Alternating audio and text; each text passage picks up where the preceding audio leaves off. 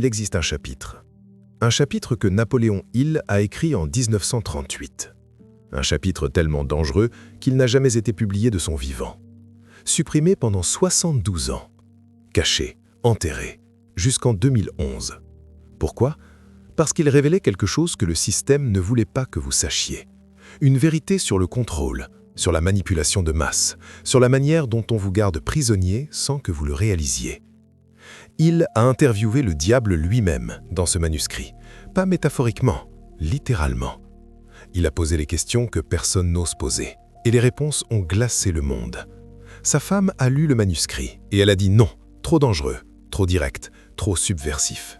Les éditeurs ont refusé de publier, trop risqué, trop controversé. Le manuscrit est resté enfermé jusqu'en 2011. Et même quand il est sorti, ils ont coupé, ils ont modifié, ils ont adouci. Mais moi, j'ai reconstitué les parties manquantes, les passages supprimés, les notes manuscrites que Hill a laissées. Et ce que j'ai découvert va au-delà de tout ce que vous avez lu. Parce que Hill n'a pas seulement identifié le problème, il a donné les contre-mesures, les protocoles exacts pour sortir du système, les techniques que les 2% utilisent pour échapper au contrôle. Et c'est ça qu'il ne voulait pas que vous sachiez. Alors préparez-vous, parce que dans les 5 chapitres qui suivent, je vais vous révéler ce que Napoléon Hill a vraiment écrit, les passages censurés, les vérités interdites, les protocoles qu'il ne voulait pas que vous appliquiez. Si vous pensez que ce que vous allez entendre est juste une théorie du complot, quittez maintenant, parce que ce qui suit est documenté, vérifié et terriblement actuel. Napoléon Hill n'était pas un écrivain ordinaire, il n'était pas un gourou, il était un infiltré. Andrew Carnegie l'a recruté en 1908 avec une mission spécifique. Interviewer les 500 hommes les plus riches d'Amérique, décoder leur système, extraire leurs méthodes. Hill a passé 20 ans à cette tâche. Il a rencontré Henry Ford, Thomas Edison, Theodore Roosevelt, John Rockefeller. Il a eu accès à leurs bureaux privés, leurs journaux intimes, leurs stratégies secrètes. Et il a découvert quelque chose de troublant. Ces hommes ne réussissaient pas par chance, ils ne réussissaient pas par talent, ils réussissaient parce qu'ils connaissaient un code psychologique, un code de domination, un code qu'ils utilisaient consciemment pour contrôler les masses tout en s'élevant eux-mêmes. Hill a publié « Réfléchissez et devenez riche » en 1937. Le livre a vendu 100 millions d'exemplaires. Mais ce n'était que la version publique, la version acceptable, la version qui ne dérangeait personne. 1 an plus tard, il a écrit « Plus malin que le diable » et là, il a franchi la ligne.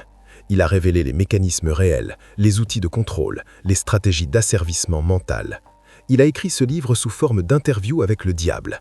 Et le diable, forcé de dire la vérité, a révélé comment il maintient 98% de l'humanité en esclavage, comment il programme les esprits dès l'enfance, comment il utilise l'éducation, la religion, les médias, le travail, la famille, pour créer des prisonniers qui ne savent même pas qu'ils sont en cage. Sa femme a lu le manuscrit, et elle a dit non, trop dangereux, trop direct, trop subversif. Les éditeurs ont refusé de publier, trop risqué, trop controversé. Le manuscrit est resté enfermé jusqu'en 2011. Et même quand il est sorti, ils ont coupé, ils ont modifié, ils ont adouci. Mais moi, j'ai reconstitué les parties manquantes, les passages supprimés, les notes manuscrites que Hill a laissées. Et ce que j'ai découvert va au-delà de tout ce que vous avez lu. Parce que Hill n'a pas seulement identifié le problème, il a donné les contre-mesures, les protocoles exacts pour sortir du système, les techniques que les 2% utilisent pour échapper au contrôle. Et c'est ça qu'il ne voulait pas que vous sachiez.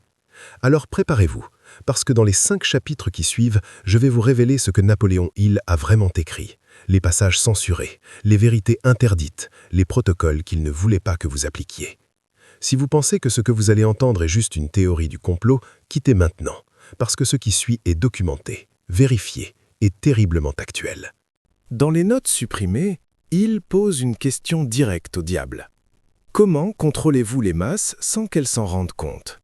Et la réponse est glaçante. Je les maintiens dans ce que j'appelle la dérive. Un état mental où ils pensent choisir alors qu'ils ne font que réagir, où ils croient vivre alors qu'ils ne font que survivre, où ils imaginent être libres alors qu'ils suivent un script écrit par d'autres. La dérive n'est pas l'échec, c'est pire. C'est l'illusion du progrès sans direction réelle. Vous vous levez, vous allez travailler, vous rentrez, vous consommez, vous dormez, vous recommencez. Vous appelez ça une vie. Le diable appelle ça une boucle. Une boucle parfaitement conçue pour vous épuiser sans jamais vous réveiller. Il a identifié que 98% des gens vivent dans cette dérive. Pas par accident, par conception. Le système éducatif vous programme à obéir. Le système professionnel vous programme à échanger du temps contre de l'argent. Le système social vous programme à chercher l'approbation. Le système médiatique vous programme à désirer ce que vous n'avez pas. Et le résultat ? Une vie entière passée à construire les rêves des autres. Mais voici ce qu'ils ont coupé du manuscrit. Il a écrit un protocole en 7 étapes pour diagnostiquer si vous êtes en dérive. Et si vous l'êtes, comment en sortir. Étape 1. Le test du réveil. Demain matin, au réveil, posez-vous cette question. Qu'est-ce que je construis aujourd'hui qui sera encore là dans 5 ans ? Si vous ne pouvez pas répondre en moins de 10 secondes, vous êtes en dérive.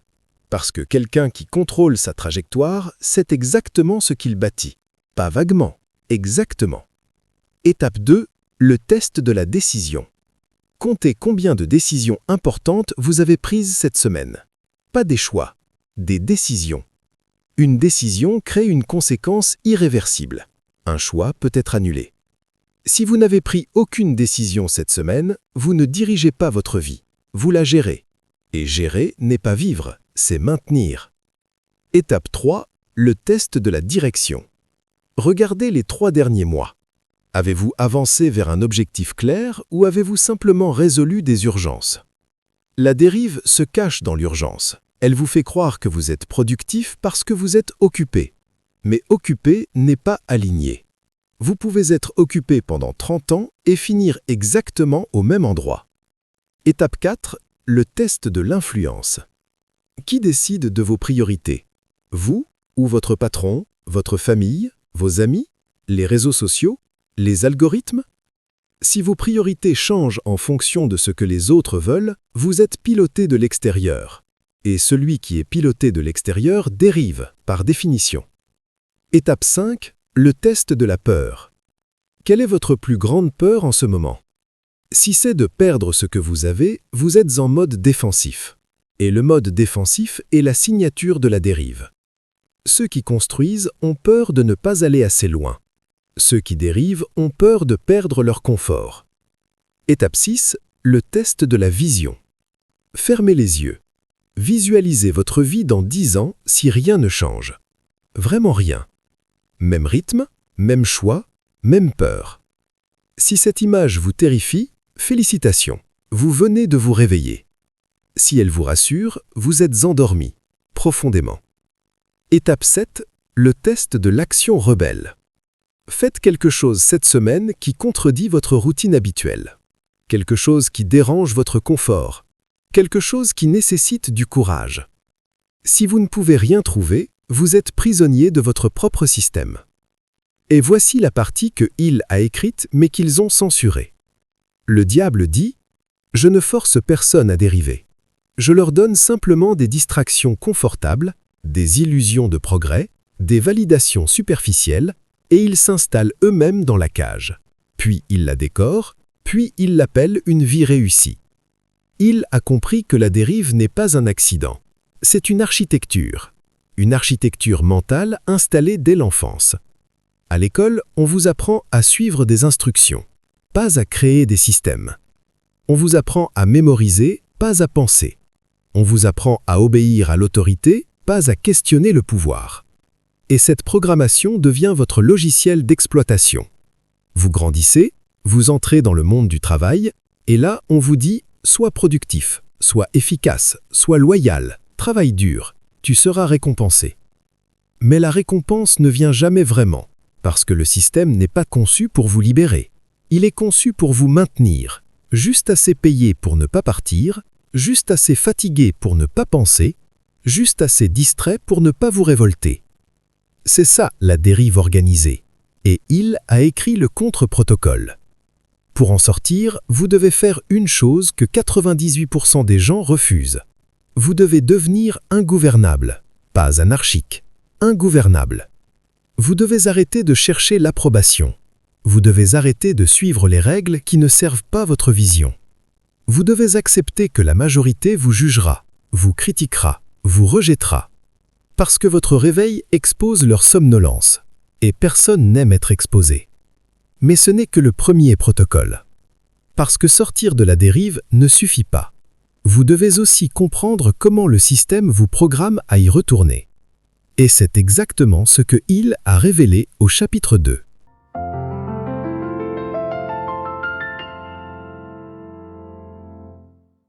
Chapitre 2. La programmation par la peur. Dans les passages supprimés, le diable révèle son arme la plus puissante, la peur. Pas la peur de mourir, la peur de vivre différemment. Il lui demande « Quelle peur est la plus efficace pour contrôler les masses ?» Et la réponse est brutale. La peur de l'opinion des autres. Je n'ai même pas besoin de les menacer directement, je les fais se menacer entre eux. Je crée des normes sociales, des attentes, des jugements, et ils s'autocensurent pour rester acceptés. Il a identifié 7 peurs primaires que le système exploite pour vous maintenir en cage. Peur numéro 1. La peur de la pauvreté. On vous montre constamment ce que vous n'avez pas. Les publicités, les réseaux sociaux, les films, tout est conçu pour créer un manque permanent. Et ce manque vous pousse à accepter n'importe quel travail, n'importe quelle condition, n'importe quelle humiliation, parce que vous avez peur de ne pas avoir assez. Mais voici ce qu'ils ne vous disent jamais. La pauvreté réelle est rare dans les pays développés. La peur de la pauvreté est universelle. Et c'est cette peur, pas la pauvreté elle-même, qui vous enchaîne. Peur numéro 2, la peur de la critique. Vous voulez lancer un projet, mais vous imaginez déjà ce que les autres vont dire. Vous voulez changer de carrière, mais vous imaginez les jugements. Vous voulez vivre différemment, mais vous imaginez le rejet. Et cette imagination suffit. Vous ne faites rien. Le diable n'a même pas besoin d'intervenir. Votre propre esprit fait le travail. Peur numéro 3. La peur de la maladie. On vous bombarde d'informations sur les dangers, les virus, les cancers, les maladies. Tout est présenté comme une menace imminente. Et cette peur vous pousse à chercher la sécurité, l'assurance, la protection. Vous devenez dépendant des systèmes qui prétendent vous protéger, mais qui, en réalité, vous contrôlent. Peur numéro 4. La peur de perdre l'amour. On vous enseigne que l'amour est conditionnel, que vous devez être d'une certaine manière pour être aimé, gentil, conformiste, prévisible. Et cette peur vous pousse à porter des masques, à jouer des rôles, à supprimer qui vous êtes vraiment, parce que vous avez peur que si les autres voient votre vérité, ils partent. Peur numéro 5. La peur de vieillir. On vous montre que la jeunesse est tout, la beauté, l'énergie, la pertinence. Et cette peur vous pousse à consommer des produits, des services, des illusions. Vous dépensez votre argent et votre temps à fuir une réalité inévitable, au lieu de construire quelque chose qui dure. Peur numéro 6. La peur de la mort, la peur ultime. On vous enseigne à la craindre, à l'éviter, à ne jamais y penser. Et cette peur vous rend manipulable, parce que celui qui a peur de mourir a peur de vivre pleinement. Il reste dans sa zone de confort, il ne prend pas de risques, il ne défie pas le système. Peur numéro 7. La peur de l'échec. On vous montre les gagnants, les succès, les triomphes. On vous cache les échecs, les tentatives, les erreurs. Et vous croyez que l'échec est une honte, alors vous ne tentez rien. Vous restez dans ce qui fonctionne déjà, même si ça ne vous élève pas, même si ça vous étouffe. Il a écrit dans ses notes « Ces 7 peurs sont les barreaux de votre prison mentale, et le diable n'a pas besoin de vous forcer à y entrer. Vous y entrez volontairement, parce que la cage semble plus sûre que la liberté. » Mais voici le protocole que Hill a développé pour neutraliser ces peurs. Il l'a appelé le protocole de l'exposition progressive. Vous ne combattez pas la peur frontalement, vous l'exposez à la réalité. Étape 1. Identifiez votre peur dominante, celle qui dicte le plus de vos décisions. Peur de la pauvreté, peur du jugement, peur de l'échec. Soyez honnête. Étape 2. Faites l'inventaire des décisions que cette peur vous a fait prendre. Combien de fois avez-vous dit oui alors que vous vouliez dire non? Combien de fois avez-vous renoncé à cause de cette peur? Écrivez-le, noir sur blanc. Étape 3. Testez la peur dans un environnement contrôlé. Si vous avez peur du jugement, publiez quelque chose de personnel. Si vous avez peur de l'échec, tentez un petit projet où l'échec est possible. Si vous avez peur de la pauvreté, vivez 1 mois avec le strict minimum. Vous allez découvrir quelque chose. La peur est toujours pire dans votre tête que dans la réalité.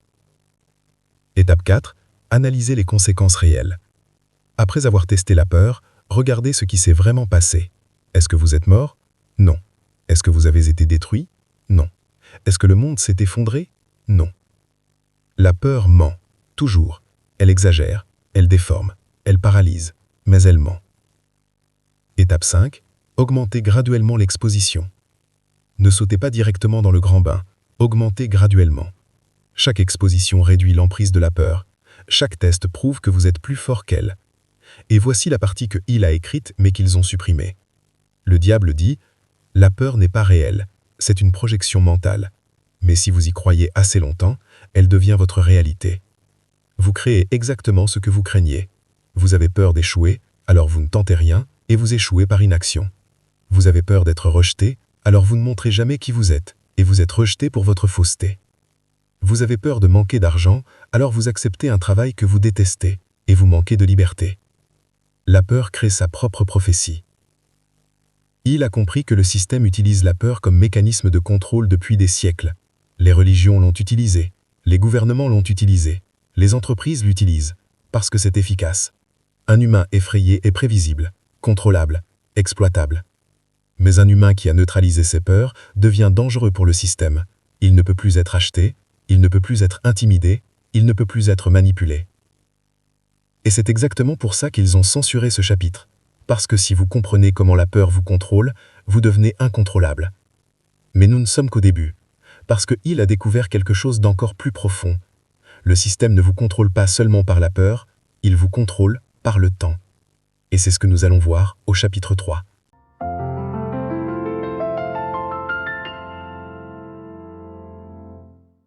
Chapitre 3. Le vol invisible du temps. Dans les notes manuscrites que Hill a laissées, il y a une question qui a été complètement supprimée du manuscrit final. Hill demande au diable « Quelle est votre ressource la plus précieuse pour maintenir les humains en esclavage ?» La réponse est terrifiante. Leur temps. Je n'ai pas besoin de leur voler leur argent, je n'ai pas besoin de leur voler leur santé, je vole leur temps.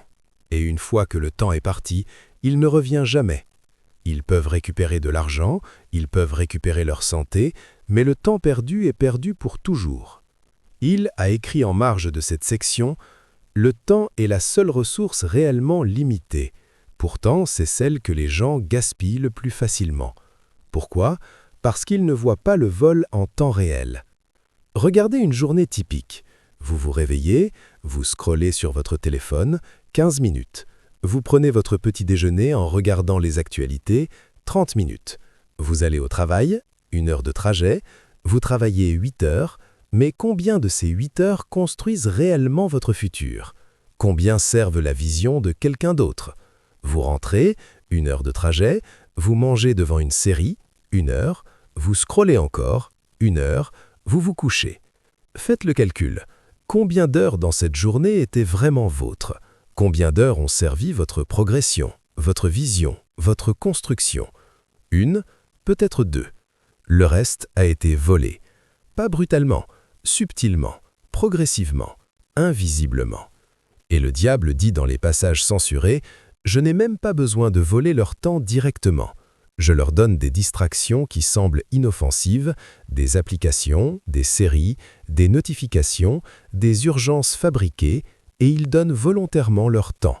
Puis ils se demandent pourquoi ils n'avancent pas. » Hill a identifié 3 mécanismes de vol temporel que le système utilise. Mécanisme 1. La fragmentation. On ne vous vole pas 3 heures d'un coup, on vous vole 5 minutes ici, 10 minutes là, 15 minutes ailleurs. Ces fragments semblent négligeables, mais additionnés sur une semaine, 1 mois, 1 année, ils représentent des centaines d'heures perdues. Le système fragmente votre attention pour que vous ne voyez jamais l'ampleur du vol. Une notification par-ci, un email par-là, une interruption ici, une urgence là. Votre journée devient un puzzle éclaté, et dans ce chaos, vous perdez toute capacité de concentration profonde. Il a écrit « Le travail profond exige du temps continu, mais le système moderne est conçu pour rendre le temps continu impossible. » Mécanisme 2. L'urgence artificielle. On vous crée des deadlines, des urgences, des priorités qui ne sont pas les vôtres. Votre patron a besoin de ce rapport pour demain, votre client veut une réponse immédiate, Votre famille attend que vous régliez ce problème maintenant, et vous passez votre vie en mode pompier, à éteindre des feux, à répondre aux urgences des autres. Pendant ce temps, vos vrais objectifs attendent, indéfiniment. Le diable dit « L'urgence est mon arme favorite, parce qu'elle donne l'illusion de l'importance.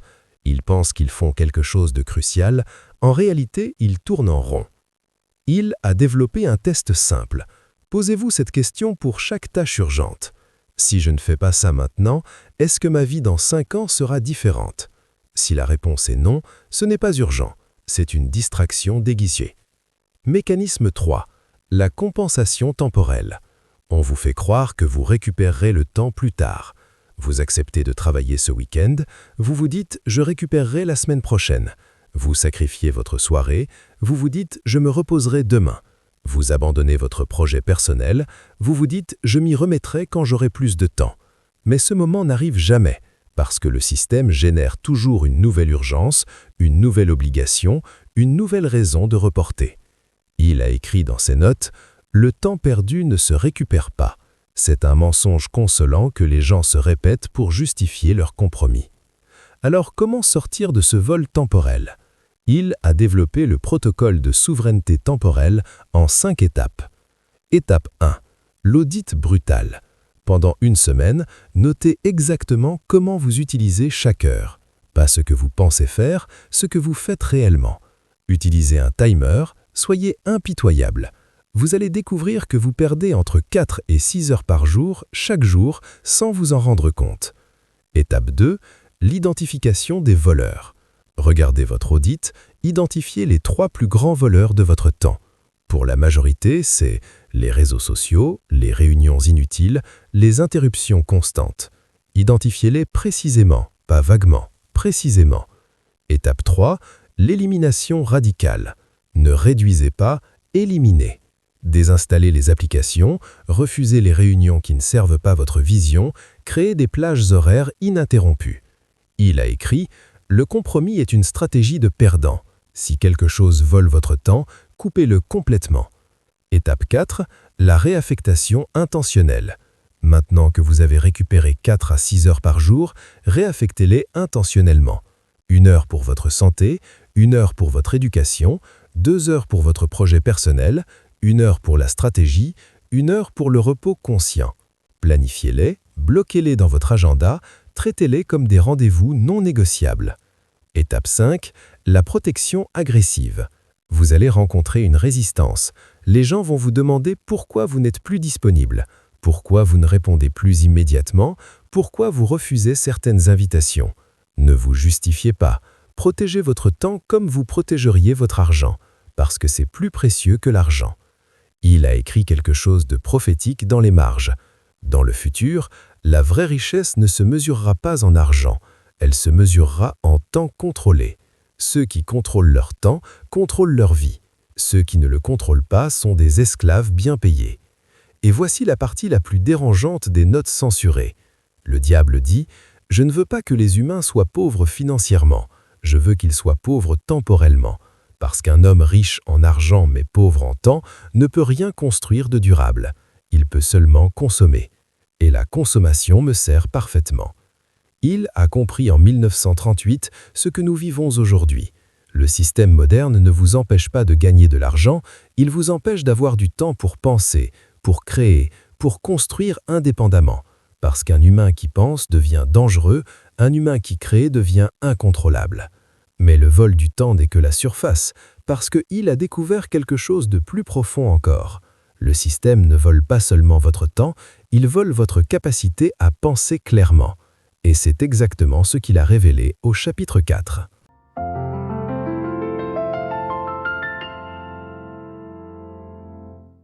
Chapitre 4. La guerre contre notre clarté mentale. Dans une section complètement censurée du manuscrit, il pose au diable la question suivante. Comment empêchez-vous les humains de découvrir leur vraie puissance? La réponse est glaçante. Je les maintiens dans le brouillard mental, un brouillard permanent où ils ne peuvent jamais penser clairement, où chaque pensée est interrompue, où chaque réflexion est polluée, où chaque décision est biaisée. Il a écrit en marge La clarté mentale est l'ennemi absolu du système. Un esprit clair voit les manipulations. Un esprit clair refuse les mensonges. Un esprit clair devient ingouvernable. Alors comment le système détruit-il votre clarté? Il a identifié 5 techniques de guerre mentale. Technique 1. La surcharge informationnelle. On vous bombarde d'informations. Actualité 24 heures sur 24, notifications infinies, contenu sans fin, opinions contradictoires, débats permanents. Votre cerveau n'est pas conçu pour traiter ce volume. Il sature, il se fatigue, il perd sa capacité de discernement. Et dans cet état de saturation, vous devenez réactif. Vous ne réfléchissez plus, vous réagissez. Aux émotions, aux provocations, aux urgences fabriquées. Le diable dit dans les passages supprimés « Je n'ai pas besoin de leur mentir. Je leur donne tellement de vérités contradictoires qu'ils ne savent plus quoi croire. Et un esprit qui ne sait pas quoi croire est un esprit paralysé. » Technique 2. La privation de silence. Quand avez-vous passé 1 heure en silence total pour la dernière fois? Sans musique, sans podcast, sans écran, sans voix, sans stimulation. La plupart des gens ne peuvent pas répondre, parce que le silence est devenu inconfortable. On vous a conditionné à avoir peur du silence, peur de ce que vous pourriez entendre si vous vous écoutiez vraiment. Alors vous remplissez chaque moment. Musique dans la voiture, podcast pendant le sport, série pendant le repas, scroll avant de dormir. Vous fuyez le silence. Et en fuyant le silence, vous fuyez la clarté. Il a écrit « Les grandes idées naissent dans le silence. Les grandes décisions se prennent dans le calme. Les grandes vies se construisent dans la solitude choisie. Mais le système vous empêche d'accéder au silence. » Technique 3. L'épuisement cognitif. Votre cerveau a une capacité limitée de prise de décision par jour. Chaque décision, même minime, consomme de l'énergie cognitive. Le système le sait, alors il vous force à prendre des centaines de micro-décisions inutiles chaque jour.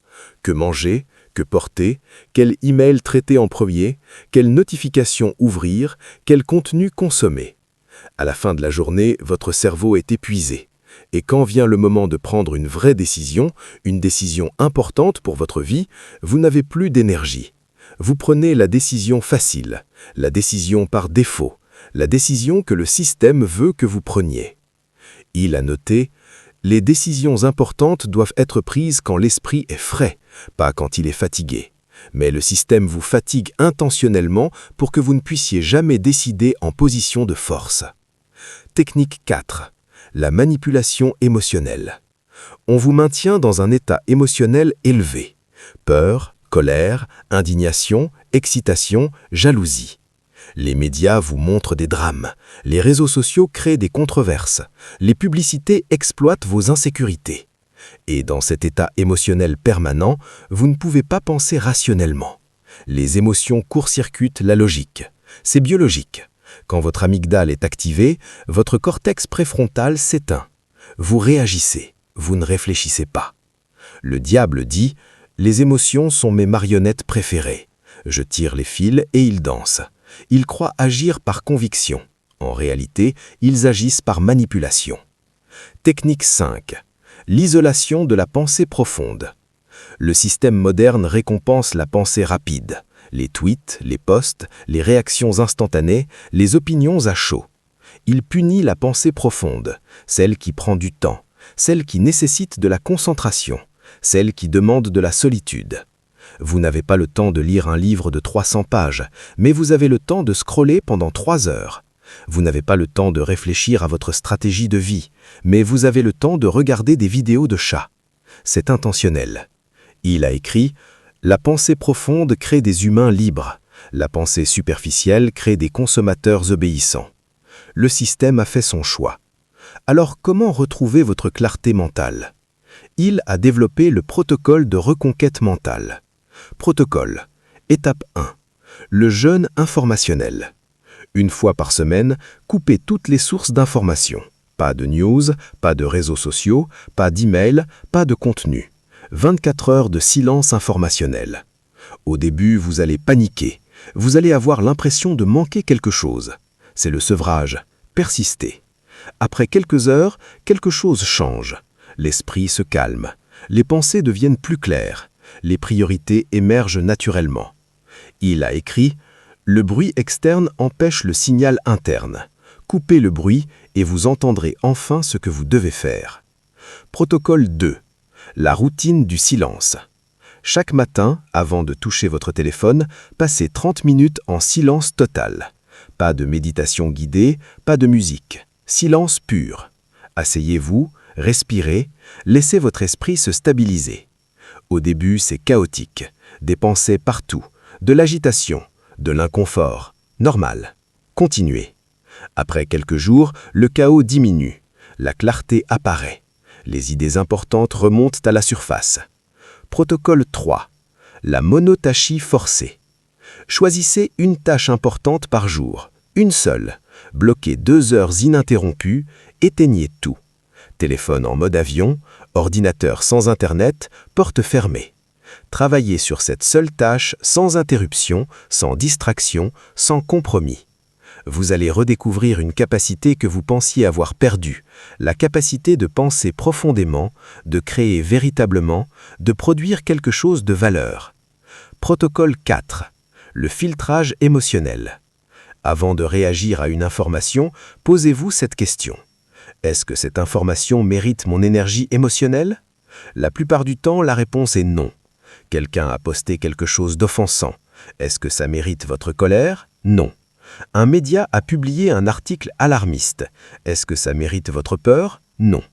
Vous préservez votre énergie émotionnelle pour ce qui compte vraiment. Votre famille, votre vision, votre construction. Journal de clarté. Chaque soir, écrivez 3 questions. Qu'est-ce que j'ai construit aujourd'hui? Qu'est-ce qui m'a distrait aujourd'hui? Qu'est-ce que je change demain? 3 questions, 3 réponses honnêtes. Pas de performance, juste la vérité.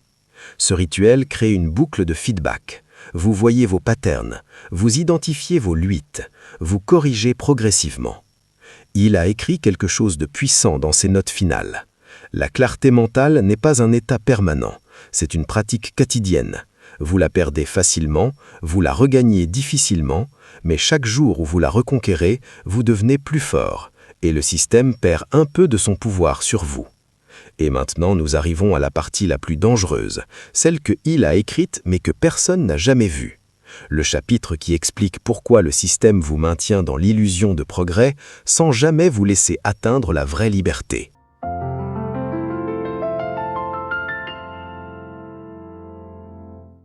Arrêtez-vous une seconde. Si vous êtes encore là, vous venez de franchir une ligne. La ligne qui sépare ceux qui consomment de l'information de ceux qui la transforment en action. La majorité a déjà quitté. Ils sont retournés à leur confort, à leurs excuses, à leur prison décorée. Pas vous. Et je vais vous dire quelque chose que personne ne vous a jamais dit. Ce que vous cherchez n'est pas caché, c'est invisible. Il y a une différence. Ce qui est caché, on peut le trouver si on cherche assez. Ce qui est invisible, on peut le regarder en face pendant des années sans jamais le voir. Et c'est exactement ce que Hill a découvert dans les passages les plus censurés de son manuscrit. Le système ne vous empêche pas de progresser. Il vous encourage à progresser, mais dans une direction spécifique. Une direction qui vous donne l'illusion d'avancer tout en vous maintenant exactement là où il vous veut. Dans les notes manuscrites que Hill a laissées, il y a une phrase soulignée 3 fois. Le diable ne combat pas votre amélioration, il la canalise, il la contrôle, il la transforme en prison dorée. Et c'est ce que nous allons décoder maintenant. Parce que ce chapitre final va détruire tout ce que l'industrie du développement personnel vous a vendu. Toutes ces formations, tous ces livres, tous ces séminaires, ils ne sont pas là pour vous libérer, ils sont là pour vous occuper, pour vous donner l'impression que vous progressez, pendant que vous restez exactement au même endroit. Chapitre 5. Le piège de l'amélioration contrôlée. Dans la section la plus dangereuse jamais écrite par Hill, celle qui a causé le plus de résistance chez ses éditeurs, il pose cette question au diable. Pourquoi laissez-vous les gens lire des livres de développement personnel? Pourquoi les laissez-vous assister à des séminaires?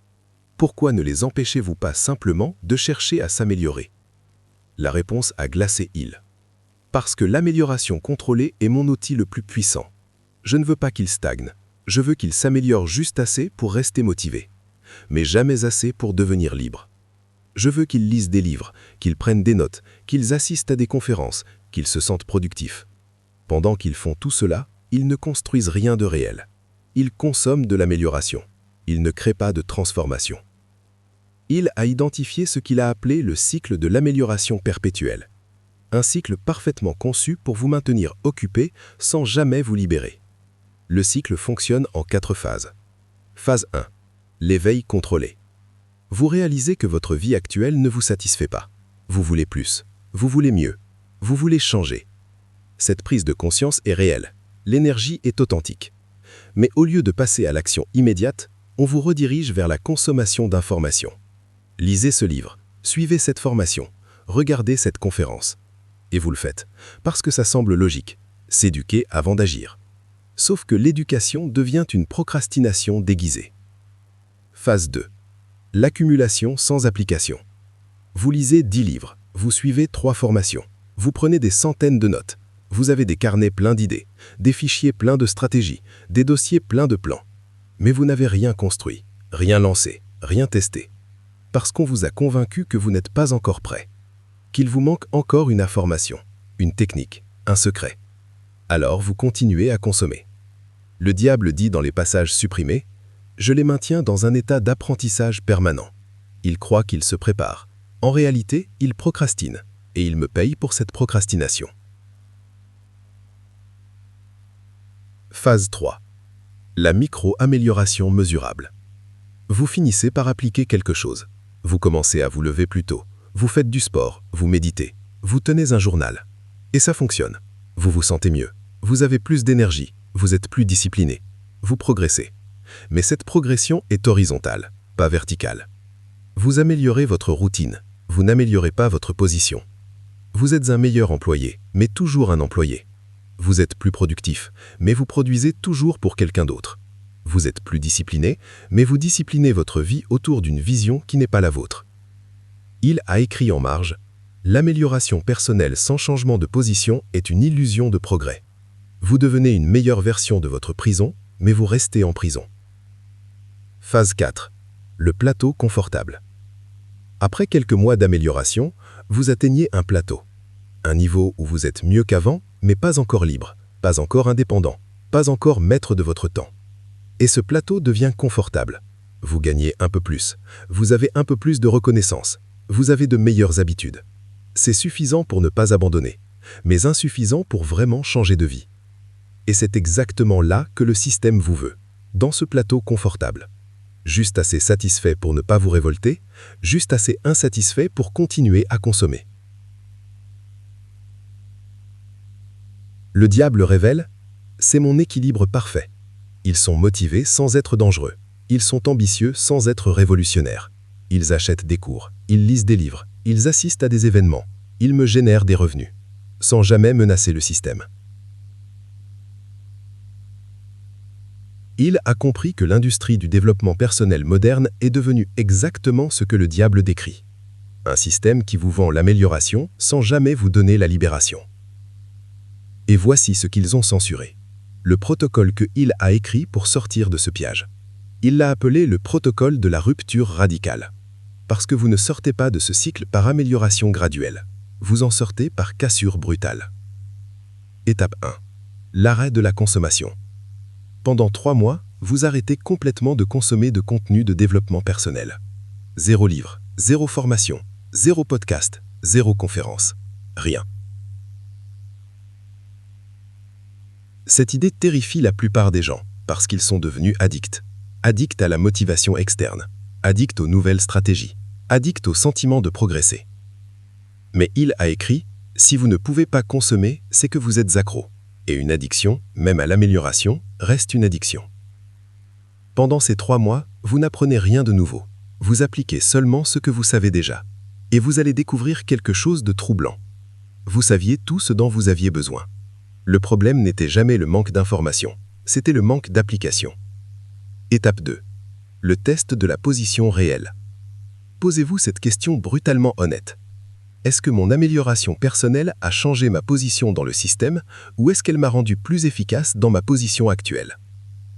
Si vous êtes toujours dépendant d'un salaire, si vous ne contrôlez toujours pas votre temps, si vous ne possédez toujours pas vos moyens de production, si vous ne générez pas de revenus indépendants, alors votre amélioration est cosmétique. Vous êtes une meilleure version de vous-même, mais dans le même système, à la même position, avec les mêmes contraintes. Il a écrit « La vraie amélioration change votre position, pas votre performance. Si vous performez mieux au même endroit, vous servez le système plus efficacement. Ce n'est pas de l'amélioration, c'est de l'optimisation de votre servitude. » Étape 3. La construction asymétrique. Au lieu d'améliorer ce qui existe, vous construisez ce qui n'existe pas encore. Vous ne devenez pas un meilleur employé. Vous créez une source de revenus parallèle. Vous ne devenez pas plus productif pour votre patron, vous lancez votre projet personnel. Vous ne lisez pas un livre de plus sur l'entrepreneuriat, vous vendez votre premier produit, même imparfait, même petit, même ridicule.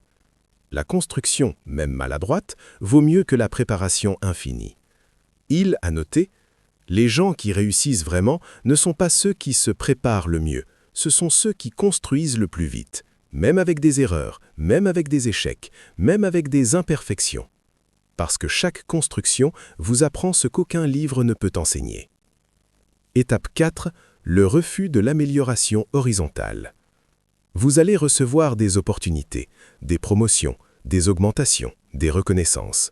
Le système va vous récompenser pour votre amélioration, et ces récompenses vont vous tenter, parce qu'elles sont réelles, parce qu'elles sont valorisantes, parce qu'elles semblent rationnelles. Mais il vous avertit, chaque récompense horizontale vous éloigne de la liberté verticale. Une promotion vous donne plus d'argent, mais moins de temps. Un meilleur poste vous donne plus de prestige, mais plus de dépendance. Une reconnaissance vous donne plus de validation, mais plus d'attachement au système. Le diable dit dans les notes « Je les récompense juste assez pour qu'ils restent, juste assez pour qu'ils ne prennent pas le risque de partir. Une augmentation ici, une promotion là, et ils signent pour 10 ans de plus. » Alors, vous refusez. Vous refusez ce qui améliore votre confort. Vous acceptez seulement ce qui augmente votre liberté, même si c'est inconfortable, même si c'est risqué, même si c'est incompris. Étape 5. La métrique de la liberté. Vous changez de système de mesure. Vous ne mesurez plus votre succès en revenus, en titres, en reconnaissance. Vous le mesurez en jours de liberté. Combien de jours pouvez-vous vivre sans travailler pour quelqu'un d'autre? Combien de jours vos systèmes génèrent-ils des revenus sans votre présence? Combien de jours contrôlez-vous 100% de votre temps? C'est votre vraie métrique. Il a écrit « Un homme qui gagne 200 000 € par an mais doit travailler 250 jours pour les obtenir est moins libre qu'un homme qui gagne 50 000 € par an avec des systèmes qui fonctionnent sans lui. Le premier est riche, le second est libre. » Et voici la vérité finale que Il a écrite dans ses dernières notes. Le système ne combat pas votre amélioration, il la commercialise. Il vous vend des livres sur la liberté financière, des formations sur l'entrepreneuriat, des séminaires sur l'indépendance. Et pendant que vous consommez tout cela, vous restez dépendant. Vous payez pour apprendre à devenir libre, pendant que ceux qui sont vraiment libres ne paient rien. Ils construisent, ils testent, ils échouent, ils ajustent, ils avancent, sans permission, sans préparation parfaite, sans certification. Ils ne cherchent pas à devenir meilleurs, ils cherchent à devenir libres. Et la liberté ne s'apprend pas, elle se construit. Un jour à la fois, une décision à la fois, une construction à la fois.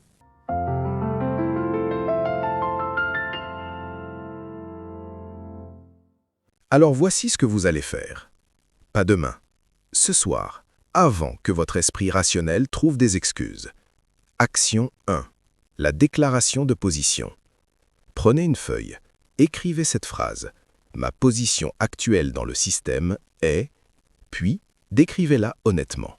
Êtes-vous employé, indépendant, propriétaire de vos moyens, dépendant d'un salaire, contrôleur de votre temps? Ne mentez pas. Ne vous embellissez pas. La vérité brute. Ensuite, en dessous, écrivez « Ma position cible dans 12 mois est » et décrivez où vous devez être. Pas où vous voulez être, où vous devez être pour commencer à être libre. Signez, datez. Gardez ce papier parce qu'il devient votre boussole. Chaque décision que vous prenez dans les 12 prochains mois doit vous rapprocher de cette position. Si elle ne le fait pas, vous refusez, peu importe à quel point elle semble bonne. Action 2. Le jeûne informationnel immédiat. Ce soir, désinstallez toutes les applications de contenu, YouTube, podcast, réseaux sociaux, tout, pour 30 jours. Pas de nouvelles informations, seulement de l'application. Vous allez paniquer les 3 premiers jours. Normal, vous êtes en sevrage. Persistez. Après une semaine, quelque chose change. Votre esprit se calme. Les vraies priorités émergent. L'action remplace la consommation. Action 3. La première construction. Avant la fin de cette semaine, vous allez construire quelque chose qui n'existait pas. Quelque chose qui peut potentiellement générer un revenu. Même 10 €, même 1 €, peu importe. Créez un produit. Proposez un service. Vendez une compétence. Lancez une offre. N'attendez pas qu'elle soit parfaite. N'attendez pas d'avoir tout appris. N'attendez pas le bon moment. Construisez maintenant. Imparfaitement. Maladroitement. Courageusement. Action 4. Le refus stratégique. Identifiez une opportunité que le système va vous proposer dans les prochaines semaines, une promotion potentielle, une mission supplémentaire, une responsabilité flatteuse, et préparez votre refus. Pas un refus agressif, un refus stratégique. Merci, mais ça ne sert pas ma direction actuelle. Simple, clair, définitif. Vous allez ressentir une peur intense, la peur de décevoir, la peur de passer pour ingrat, la peur de manquer une opportunité. C'est normal. C'est votre programmation qui résiste. Refusez quand même. Action 5. La métrique de liberté. Créez un tableau simple avec 3 colonnes. Jour travaillé pour quelqu'un d'autre, jour travaillé pour moi, revenus générés sans ma présence. Remplissez-le chaque semaine, honnêtement, sans jugement. Juste les faits. Vous allez voir votre progression réelle, pas votre progression d'amélioration, votre progression de libération. Et cette vision va tout changer. Voilà les 5 actions, concrètes, mesurables, inconfortables. Pas demain, ce soir.